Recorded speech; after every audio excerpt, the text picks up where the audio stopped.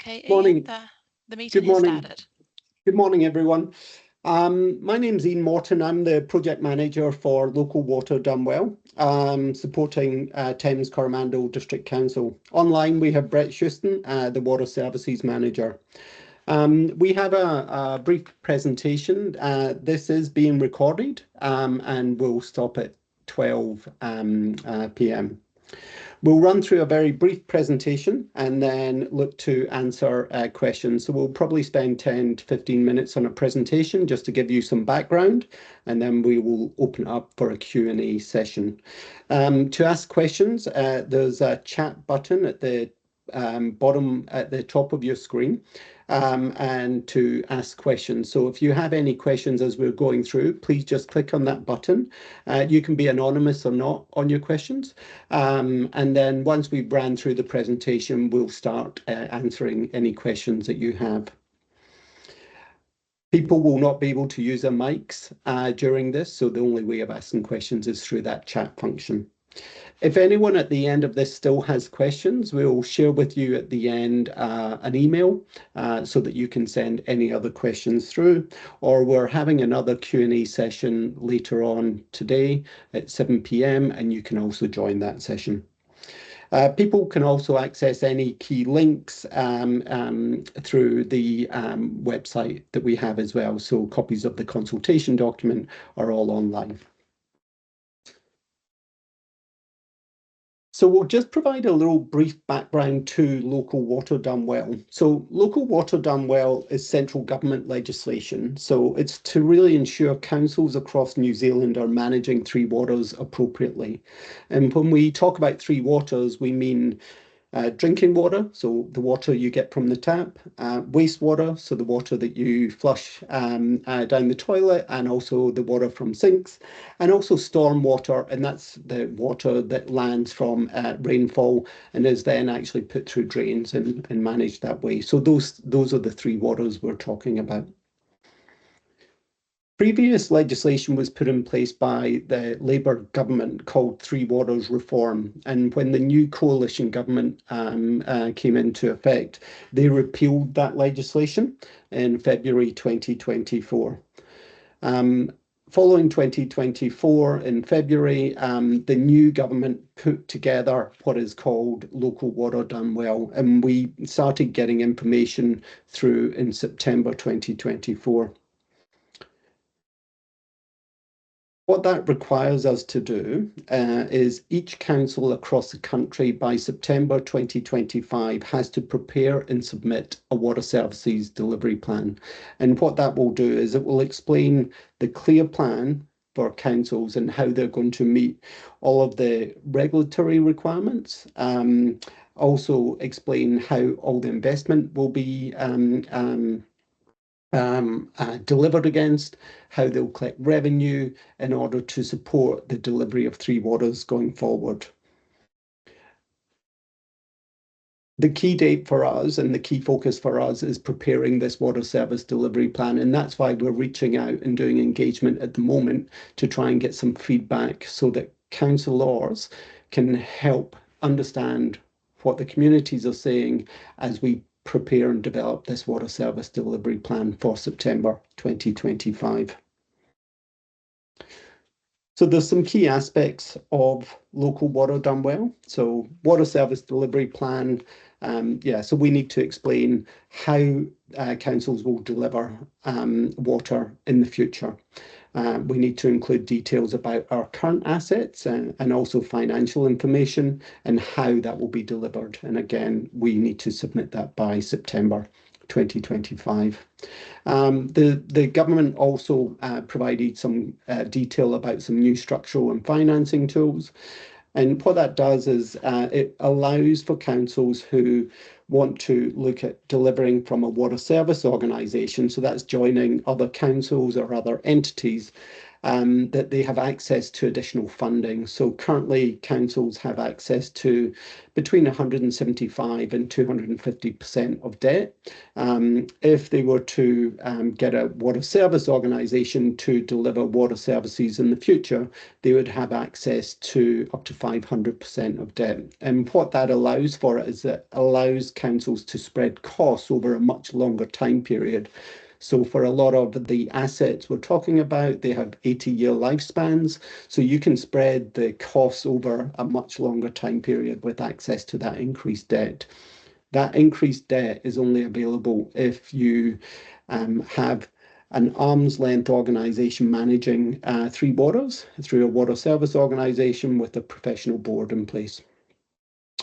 Financial sustainability, so each council has to confirm that the water revenue is in place that supports maintenance, financing costs, depreciation, all the capital investment required for any upgrades, and all that revenue meets all the costs for water services. So we're not allowed to fund anything else from that revenue from Three Waters. Any revenue for Three Waters, so any rates from Three Waters, has to be spent on Three Waters, and it's got to fully fund Three Waters going forward.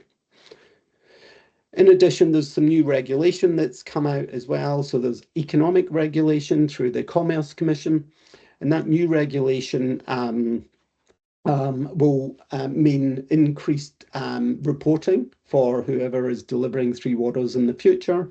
But also from a public point of view, you'll get more regular reports, and there'll be benchmarking so that you can see how your water service delivery is comparing against others across the country in the future.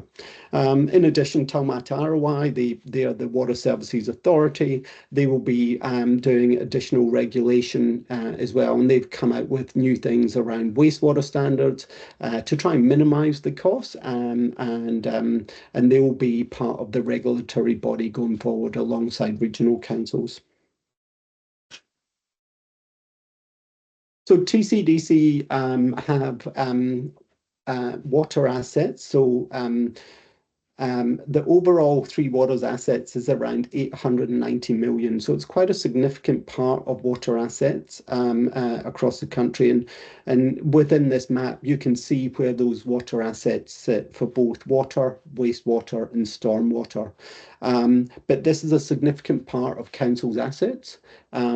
This legislation is focused primarily on council delivered services, so not private supplies. So private supplies is being managed through Taumata Arowai, and they have to register separately through Taumata Arowai if they're providing their own drinking water supplies. However, within this legislation, for those small supplies, if they do get into trouble and there is a backstop where they're able to get some additional support from either councils or whoever's delivering water services in the future.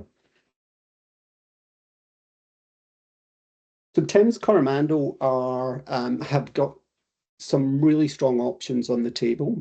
So to date, we've carried out an assessment of TCDC's financial aspects, the state of the current assets. We've had independent reviews done against all of this. We started looking at 5 broad options as per the regulation.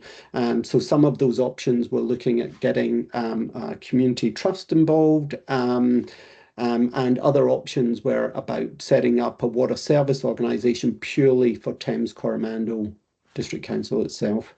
Those community trust options and also setting up a water service organisation purely for TCDC didn't make sense for TCDC, primarily because it didn't provide any benefit from a financial point of view, because the trust would need to borrow at a normal banking borrowing rate, whereas this new water service organisation and council can borrow at a much lower rate through local government financing acts. To date, the assets that Thames Coromandel have in place are in are in a very good situation. Also, your debt borrowing has been extremely well managed. So both of the options of carrying on with an internal business unit, which is very similar to what happens now. However, there will be some restrictions around financial reporting that will need to happen within council. But the two broad options we've come up with is internal business unit, carrying on what is done now with some differences to the way we manage finances. So all the decisions would carry on through council, and all the decisions would be made through council. The other option is looking at a multi-council water organisation where TCDC would be a shareholder. They would put in place a shareholder council, and that would kind of agree how that organisation will be set up. You would put in place a board to manage the organisation going forward, and also each council would prepare a statement of expectations for that board. That board would then be the people that would be operationally responsible for delivering Three Waters in the future. So two very strong options on the table. As far as the multi-council water organisation, there's three sub-regional options for Thames Coromandel. And I will say, because Thames Coromandel are in such a good position, lots of other people want to partner with TCDC as part of this. So there is an option to look at a sub-regional multi-council water organisation through Bay of Plenty. So that's with Tauranga City Council, Western Bay of Plenty District Council, and others. There is another one looking at Waikato Water Done Well. So that's a grouping of Waikato-based councils. So Hauraki, Matamata and others. And that would be another grouping that is on the table. It doesn't include Hamilton City and Waikato, so they've decided to go on their own at the moment, and that's another option available for TCDC to potentially join. So each of the options, the two options here, and each of the sub-regional options are extremely viable options for Thames Coromandel District Council. They do, however, have pros and cons against each of the options. And within the consultation document and the feedback we are seeking from you is, what option do you think best suits Thames Coromandel District Council? So within option one, delivering in-house, we've done some financial modelling, and we've identified that the cost that you pay now, so currently the cost that you pay now is around $2,000 per annum for Three Waters. If we step forward 10 years' time, that cost will increase to $2,500 for an in-house business unit. There is some benefits for staying with that as an option. So you would retain a lot more kind of local decision making. There would be really good integration with the rest of council, other council activities such as transport and planning. There is some negatives. So with this option of in-house business unit, it's more expensive in the longer term. And there will also be increased competition for staff and contractors as well, as other organisations look to deliver and set up in larger organisations. So there'll be a lot more competition out there.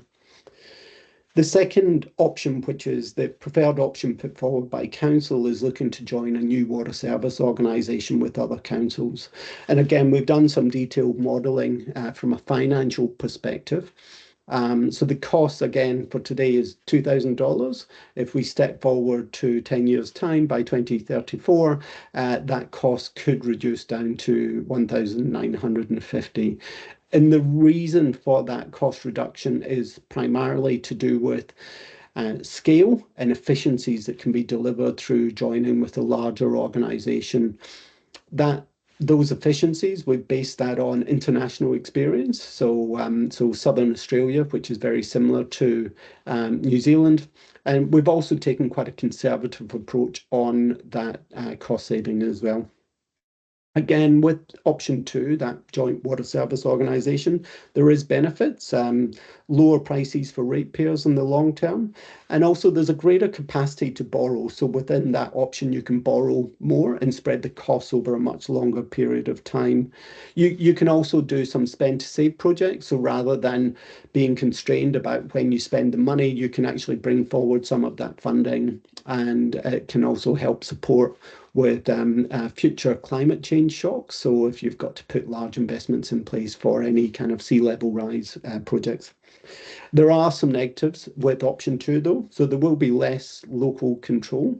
There's also some transitional risk because this is a new aspects that has to be set up, and there's some potential stranded costs within council where there'll be an additional cost for council as a result of moving Three Waters out.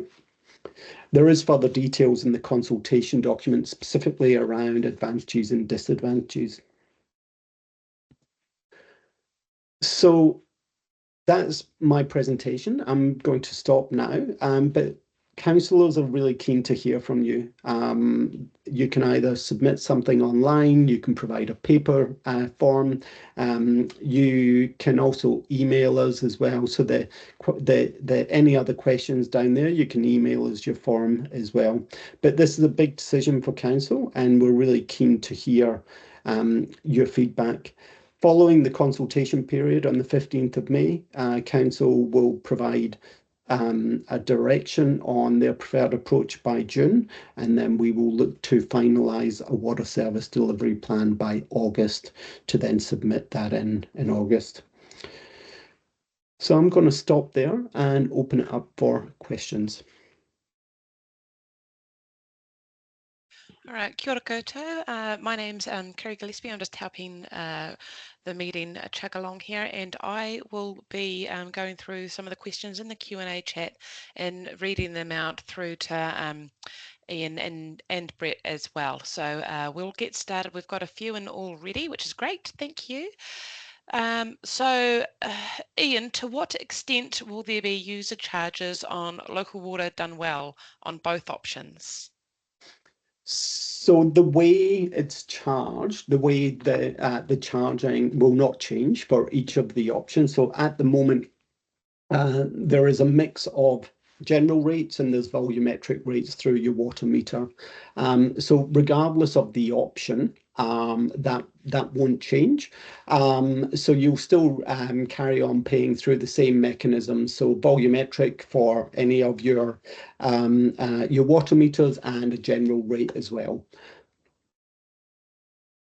Okay, great. Thank you. We have another question here, anonymously, I think. I'd like to know, is it correct that we don't know who pays the new board members or how much each will be paid? So the details, so if the decision is to proceed with a water service organisation, the payment for the board itself will be through revenue that's obviously collected by that water services organisation. There will be set rates put in place for each of the board members, and within, for example, central government, they've got set rates for board members that they have, and again, these will be published for any water service organisation. The cost of the board will be quite minimal in comparison to the overall cost for delivery. So we have had a look at what implementation costs, for example, would be and what ongoing costs for the board would be. But when you start looking at the amount of money that would be delivered by these, I would say, larger water service organisations, the amount of money paid for that additional governance is extremely small and quite negligible from a rating or perspective. Okay, thanks, Ian. Another anonymous question here. With the growth in Matarangi, do we have the capacity to maintain the service? There was talk of a second pipe coming into Matarangi as the old one is leaking. Can I maybe ask Brett to respond to that one? Brett?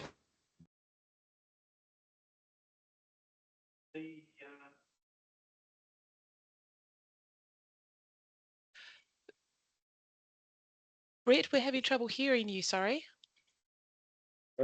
Can Can you hear me now? Yes, that's great. Thank you. Sorry. We do not have plans at this point of time to replace that pipe. We are looking at how we maximise the flow through the pipe, but at this point of time, it is not the restriction on supplying peak loads of water during summer periods. Okay, thank you. Now we don't actually have too many questions in the Q&A at this stage. So if anybody does have questions, now's a really good opportunity just to use that chat function. If you missed it earlier, there's a button just at the top of your screen that you can use. But we do have a couple of questions that have been asked of us previously. So I might just relay a couple of those. So Ian, I think, how do we make sure we don't become the poor cousin of bigger councils? Yeah, and I think this is a really good question, especially when if the partnership options are with some of the larger metro councils, the likes of Taronga and Hamilton. So the mechanisms for doing that, there's various mechanisms. As if that's the way council decide to proceed with some of those sub-regional options, in advance you would put in place a commitment agreement. That commitment agreement would have very clear bottom lines for council that says these are the bottom lines for us. This is what's important for our community, and if these bottom lines are not agreed, and through an MOU in advance, then we will step out. So even if you proceed with a sub-regional option, because Thames Coromandel have lots of options available to them, and also a really good option to just go on their own. The intent is that there'll be off-ramps. So as you work through that process with especially some of those larger councils, and you agree the memorandum of understanding, there will be off-ramps. And again, if that's a really good option for TCDC, there'll be negotiation approaches put in place to make sure that we get the best for our communities as we proceed. Also, there's ways of making sure that there is clear statement of expectations. So within the legislation, statement of expectations have to be given effect to by the Water Service Organisation, and that's quite a high bar from a legal perspective. So again, there's some mechanisms for protection to make sure that the Thames Coromandel district is well serviced based on their statement of expectations that will be prepared annually by council and submitted in through to these water service organisations. And again, there's mechanisms where we agree through the process of this partnership process, where we can agree what the bottom lines are, what the key objectives are for Thames Coromandel and its communities, and what the partnership principles are. And again, that would all need to be signed off and approved by council as we go through this process. Thank you, Ian. We've got a couple of extra questions, new questions now, which is great. So Brian Coburn's asked, with option 2, is it intended that shareholders in the new water entity will be elected or appointed? So within the shareholding council, that will be members of councils that will be part of a shareholding council, and it's up to those members of the shareholding councils that would then pick the professional board. So they would be elected members that will be in place and be put in place by each of the councils for that shareholder council, and then they would then appoint the board. So they will be elected members that will be put in place there. Okay, great. Phil Ainsworth has asked, is the feedback an opportunity to advocate for specific services upgrades in local areas? No, so that's not really this is more looking at strategically the approach on how we will deliver water services in the future. If you have specific comments around three water services within your area, I would reach out directly to council and then also feed in through the annual plan process. That could also be something that could be directed to that LWDW email address that's listed at the beginning of the Q&A chat, even though it's separate to the consultation as such. That's another avenue for you, Phil. We have another question here from Anonymous, and that is, how would you test which councils to partner with? With Tauranga's past history, I have no confidence. Yeah, so this is a really good question and something that we are starting to work through now, recognising we will not get a decision through council until the 24th of June on their preferred option. So they obviously want to see what feedback comes from this consultation, and then they will make a decision. How will we assess which council to partner with? So as I mentioned, there's 3 potential sub-regional options. We are looking to prepare partnership principles. We are looking to prepare strategic objectives. And also we are looking to prepare some bottom lines. So we will assess each of the potential options against those 3 components. In addition, and as mentioned, we will then run through a really detailed due diligence process in order to confirm that what we expect and what we expect from that partnership will be achieved. And if at any point there's concerns, again, TCDC can step out of that and look to go on their own. Okay. Given the regional nature of various facilities throughout TCDC, how will the existing local boards have input under option 2 as opposed to a one-size-fits-all approach? Yeah, really good question. And I think this is part of I'll say the advantages and the disadvantages of the 2 options. So obviously the local boards have very good connections in through council just now, and through option 1, they would carry on that existing process. For option 2, each council has to prepare a statement of expectations on an annualised basis. And it would be expected that the community boards or the local boards would feed in and be commenting on those statement of expectations to make sure that their communities are reflected within the statement of expectations. Okay. We have another one here. With water being close to 40% of my rates, with option 2 taking this income out of TCDC, will the other portion of rates increase? i.e., is what I currently pay for water fully spent on water?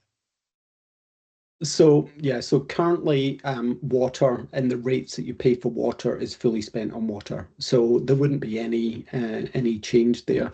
The only thing that we would need to assess is what's called stranded costs. So by taking obviously a large portion of the business out and then delivering it, being delivered by other people, we're assessing, well, is there any stranded costs for council? I.e., we've got maybe 10 customer services people answering phones and on the front desk. By taking that large amount out and transferring it to another organisation, can we take 2 or 3 people out, and or is it not quite as easy as that? So we're just working through some details on any stranded costs. We do think it will be quite negligible, so we don't think it will really impact things, but we're just finalising our detailed assessment on that.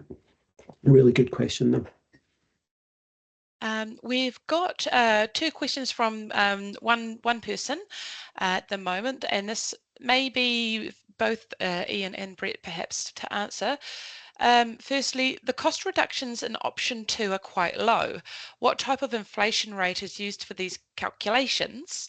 And the second question is, will the staff stay local for monitoring supply, etc., or would staff end up being situated in other centres? That's a good question. So maybe just to answer that first question. So look, the cost reduction is quite low. We have taken quite a conservative approach on that cost reduction. So internationally, the cost reductions that are being achieved for similar type of things is around 1.75 to 2%. So we've reduced that down to 1% savings over time. And in the first 10 years, of the water service organisation. There are initial setup costs, and we're also we modelled that we will not start until 2027. So you're only starting to see the first part of efficiencies being gained by 2034.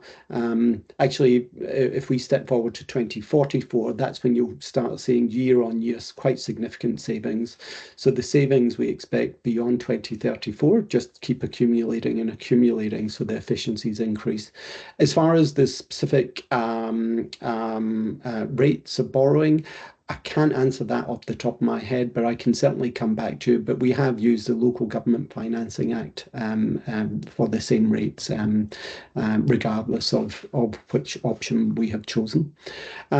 Just as far as having local people available to provide that service in the future.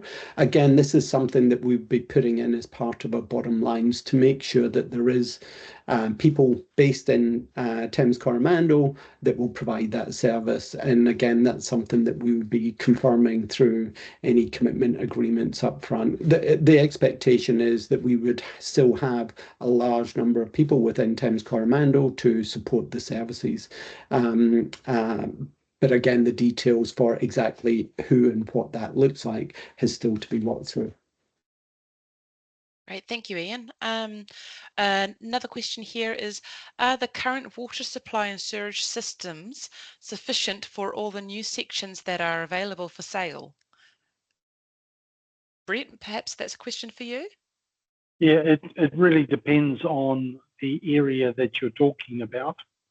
I'm just wondering whether this is tied up with the Matarangi questions. Basically, we assess what is the capacity of water and wastewater treatment plants, and we control by working with developers what developments go ahead. There is no way we can have additional lots come online and we cannot treat the capacity. We have limits on what can be expanded to, and we have to plan strategically to enhance or upgrade our facilities to meet the requirements. Now on Matarangi, we are putting in a brand new water treatment plant right now. That will be commissioned and running by about October, November this year. And that will give us a lot more resilience of supplying water over peak summer periods. And that will allow us sufficient water to be able to handle all the new sections that are available.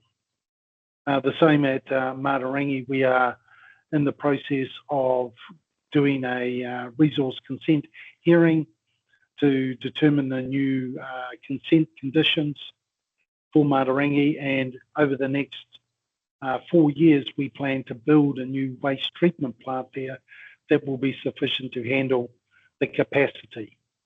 The reason we're doing the consents in here now is that the existing plant can handle the capacity, and the new plant will be available before we reach that capacity limit. That's great. Thank you, Brett. I'll get you to stay on just for a bit. I believe you've partly already answered this two-pronged question, which is next on the list here. So this question or questions also come from Anonymous, and they say, they ask, what is the proposed fix for Matarangi water and sewerage, which I believe you've probably just answered there, Brett. Water shortages occur every summer and the community has grown exponentially in recent years. Secondly, is it a concern that smaller places such as Matarangi will fall through the cracks under option 2? Well, the first thing is about the restrictions that are put on in summer.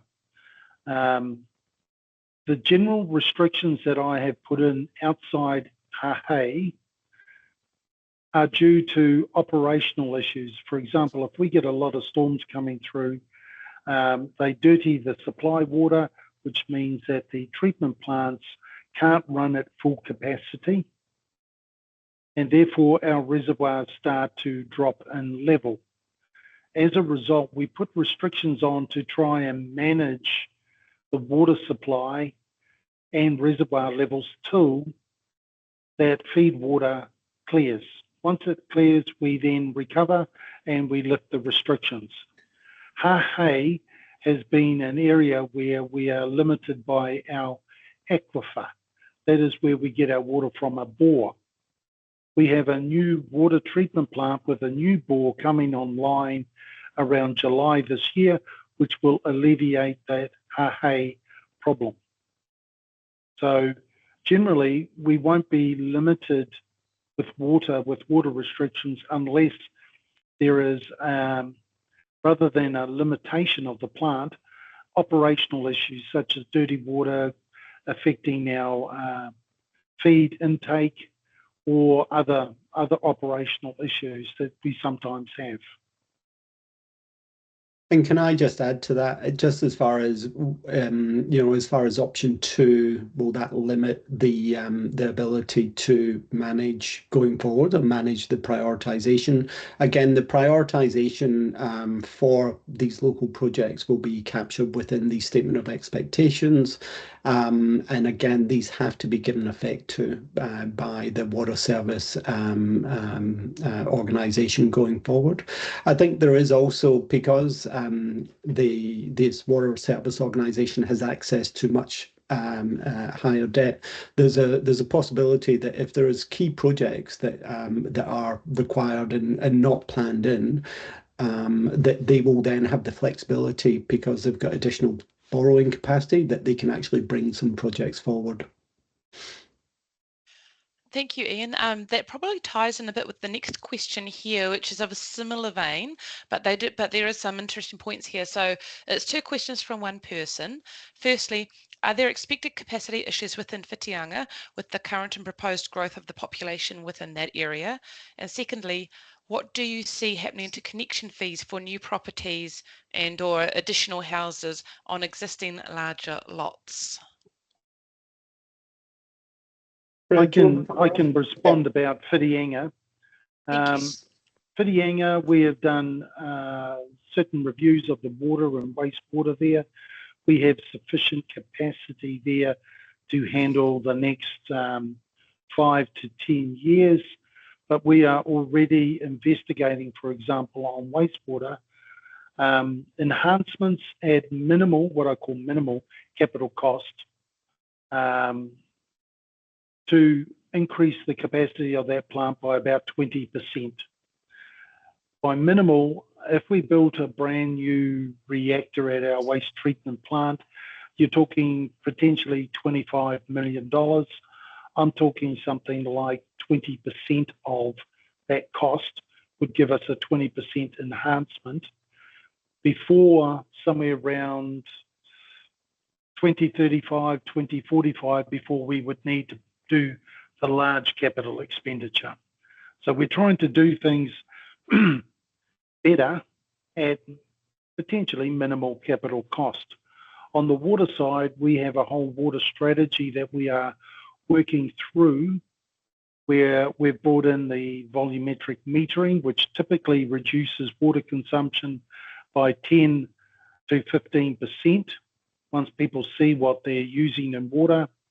We are looking at changing some of our district plan to bring in the need for water tanks, the water conservation devices in new houses.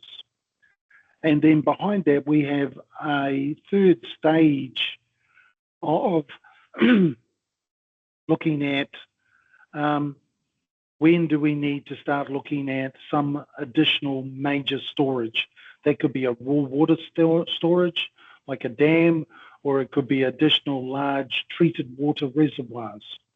But that is further down the track. At this current time, we do not have any issues in the next 5 to 10 years. And maybe just in relation to the second part, just around connection fees. So we're not expecting any significant change in connection fees. As I mentioned, the revenue that currently comes in from TCDC for their three waters, which is part of that overall $2,000 rates and such like, fully covers the planned costs going forward. So the connection fees are not planned to change through this approach. And if it does, it would be some point in the future if there was any changes to that, but that's not expected or planned for at the moment. Cool. Thank you both. We have another question here.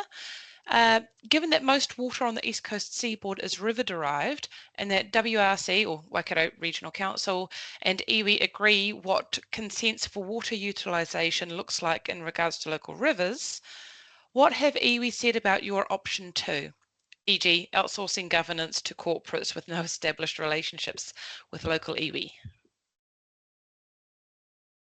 So look, we've had two discussions with local iwi today.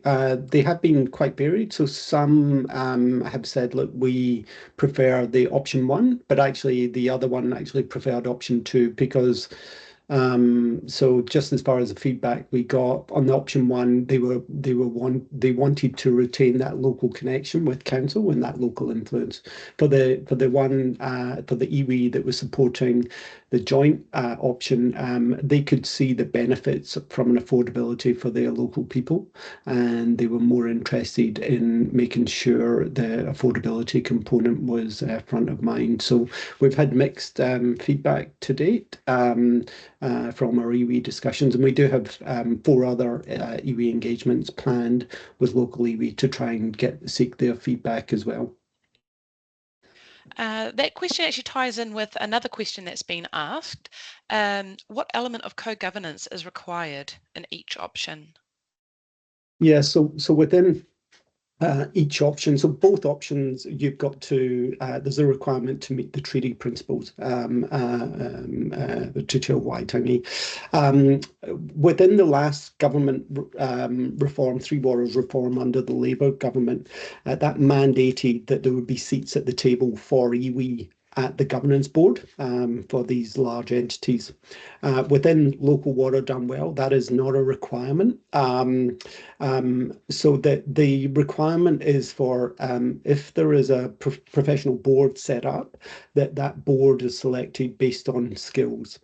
Now, obviously, if the councils all agree that there's key skills required for Te Tiriti, then that would be put forward when they actually select who the board members are, but there is no requirement through this legislation to have iwi at the governance table, and it's up to each council and each shareholding council to decide what skills are required at that board level.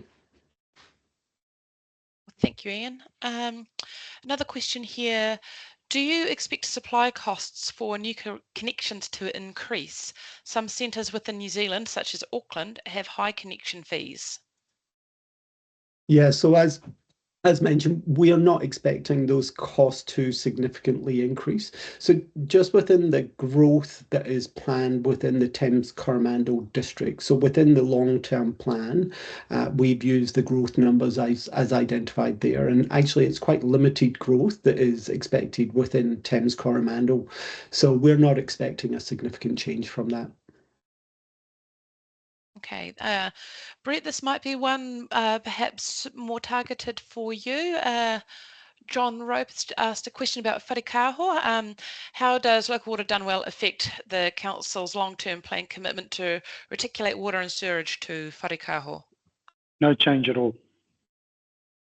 We will be, they're in the LTP, both the water and wastewater, and they will be continuing.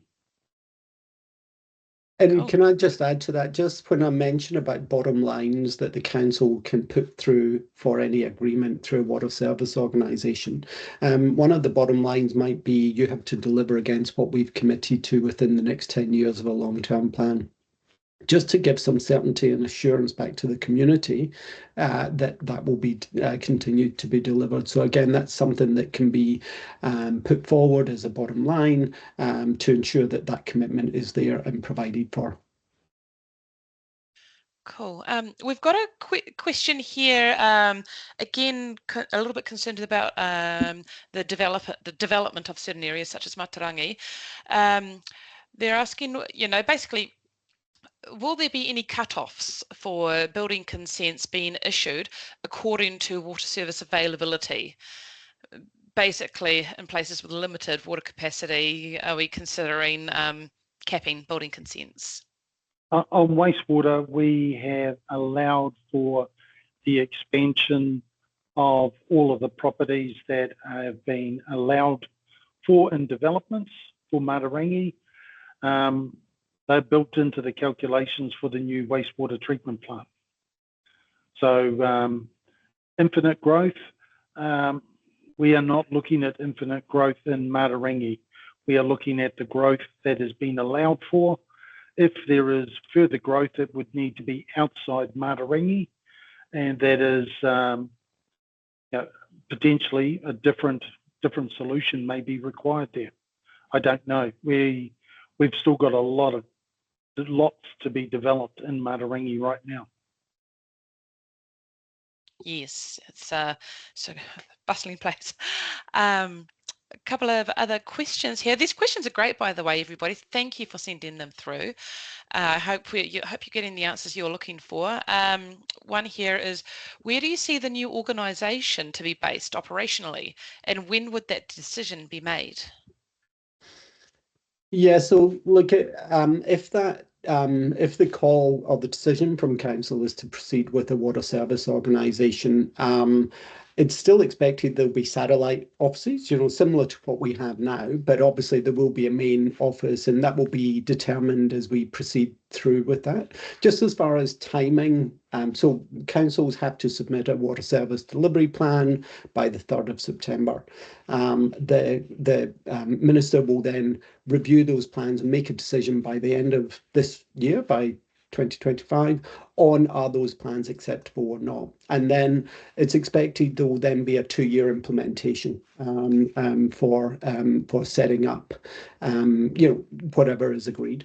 So it won't happen overnight, and it's expected that those calls will be made probably at some point during 2026 as you work through your due diligence, and also then land on a final memorandum of understanding with any joint councils, if that is the decision to proceed with that option. Can I just also add in that for residents and ratepayers, the face that they see is generally our contractor out there fixing things. That is not going to change. Any changes that we may see would be in the organisation within council that controls that contractor. So it is the back office organisation that may change rather than what they see out in worksite. Thanks, Brent. Okay. Another one here, again, Matarangi focus, but this could relate to all of our communities actually. Is there a plan to meter water at Matarangi? Yes, there is. We have a universal metering project, which is in the LTP, where we will be going through and installing metering at all locations around the Coromandel over the next 10 years. Over the next 10 years. Okay, that's interesting. Thank you, Brett. We have got, just trying to catch up. Bear with me, people. Okay, all right, we've got that. All right, we've got one here. Am I correct in assuming the cost savings predominantly come from reduction in management and the borrowing ability available and offset against the inefficient nature of larger remote organisations? I can repeat that for you if you like. Yeah, no, that's fine. So yeah, look, the cost savings, there's quite significant cost savings. So when you think about, a lot of the councils purchase a lot of the same goods. So rather than purchasing 10 different things, you're just purchasing them all together, and that delivers some cost savings. Also, when we're looking at, I would say, skilled people to deliver against these projects, so rather than each individual council having independent consultants to look at whether it's geotech stuff or doing surveying or doing design, you can group all of that together and get much better cost delivery for that. As well as, if you're delivering new capital works programs, so going out and putting new pipes in place, rather than, again, you having 10 different contracts in place, you can get larger contracts with at scale that can help with the cost of the pipes as well as actually the rollout of the work itself. So there's quite significant cost savings that can be achieved from that. That by far outweighs the cost for any additional governance, and there would be some additional governance. There will also need to be some investment into systems, but again, those investment into systems, I'll say procurement systems, and whether it's GIS systems or anything like that, systems that you need, that's been taken into account. So we provisioned for some additional system work to be done upfront. But by far, those efficiencies outweigh any of the costs. And again, we've taken quite a conservative approach on those efficiencies. Okay, great. We have 10 minutes left of this session, so if anybody watching does have a question and it hasn't been answered yet, well, hopefully we're getting to it very shortly, but if you have any other questions, please, use the Q&A chat function and we will try to get to them before we finish at 12. We have a couple of extra questions here. So we were just talking about savings or forecasted cost savings. So this one ties into it. How does the forecast savings under option 2 balance with the supposed significant level of staff retention? So the savings don't really come from a reduction in staff, to be honest, because a lot of the savings come through a lot of the procurement aspects. So we're not planning any significant reductions in staff, but again, that would be up to, once the water service organisation is set up, to then have a look at what's the most efficient way. But most of the savings come from, I will say, more the kind of procurement, the consultants, the contracting work. That's where a lot of the savings come from, rather than actually staff reductions. And again, if that's an important thing for Thames Coromandel, there can be stuff put in through the commitment agreement to try and protect some of that. And we certainly have some of those principles already identified. Cool, that's reassuring, thank you. We've got one here that was asked previously, but it's a good one. How do we maintain realistic quality levels so we don't expect a Rolls-Royce standard for small communities? So again, through the statement of expectations, we have to capture what we want to deliver. So again, we can be extremely clear through that we do not want Rolls-Royce models, that we want something that's affordable for our communities and fit for purpose. And I think that will be clearly shown through the statement of expectations. In addition, again, because the assets are really quite good from TCDC, through the commitment agreement and the decision to partner, what we can also do is we can make sure that any revenue that comes in specifically from TCDC ratepayers is fully used to fund TCDC costs.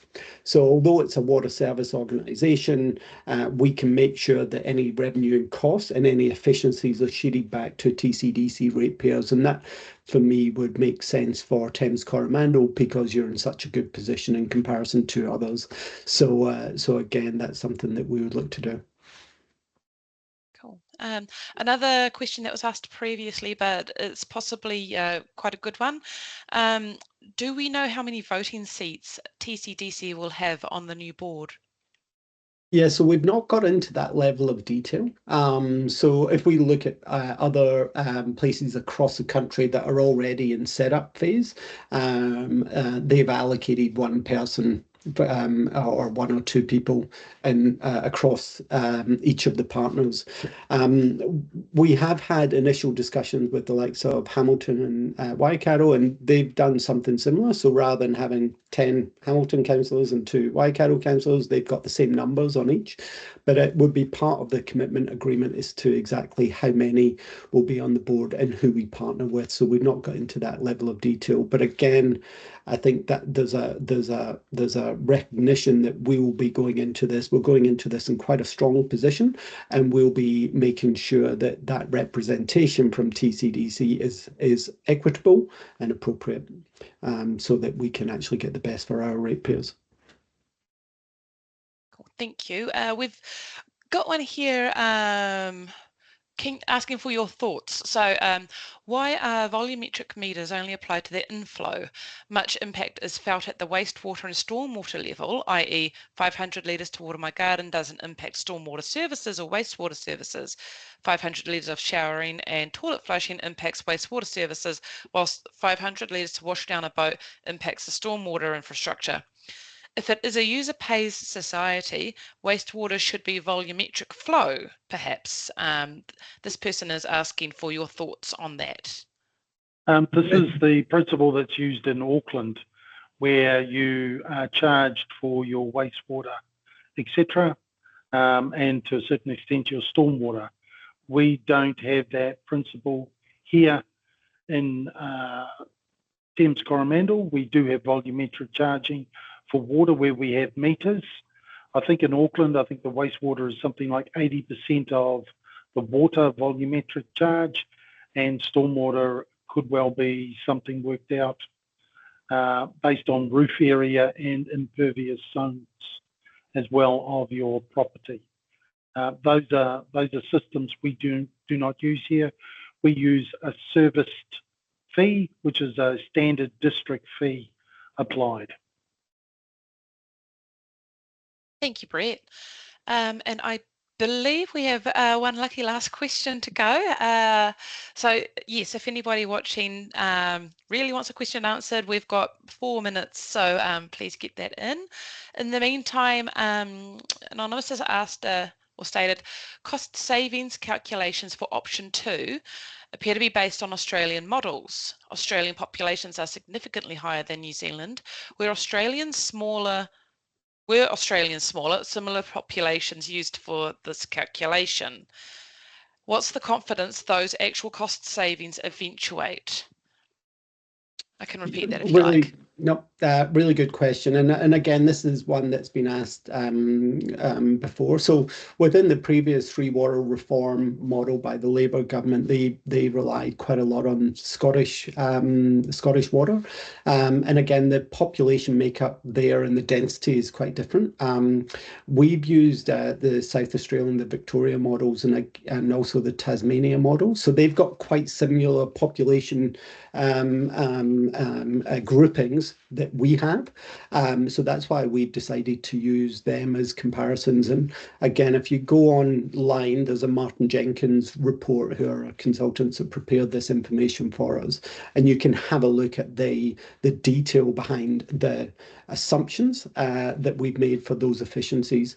Again, they were achieving around 2% efficiencies per annum, both on operational expenses and capital expenses, and we've assumed around 1% for our modelling. So again, we've taken quite a conservative approach in order to give confidence that we can achieve that. But we do think as we proceed down, if we were to proceed down that approach, that we would be able to achieve more savings than we have modelled. But again, we wanted to put forward a conservative approach as part of that. Okay. Well, thank you, Ian and Brett. Those appear to be the sum of all of our questions asked in the Q&A chat for this session. So I will hand it back to you, Brett, Ian, sorry, and just to close things off. Thank you. Thanks, Kerry. And look, I just want to just reiterate, this is a big decision for council, and we really are keen to get your feedback on this. So please go online, tell us your thoughts. There is obviously the consultation document there. It's asking for your views on the two options, and there's also a general feedback component there as well. Or pick up a paper form. If you have any other questions, please let us know at the website that's on the screen there. So that's lwdw@tcdc.govt.nz. Also, we're running another session later on this evening, so at 7 p.m. So if there's anyone else, please point them to that. And if they've got any questions, or if you have any further questions, this recording will be made available online in the next couple of days. So if you want to have a look at it again, but yeah, please let us know if you've got any other questions, and we really look forward to receiving your feedback. Thank you. Thank you very much.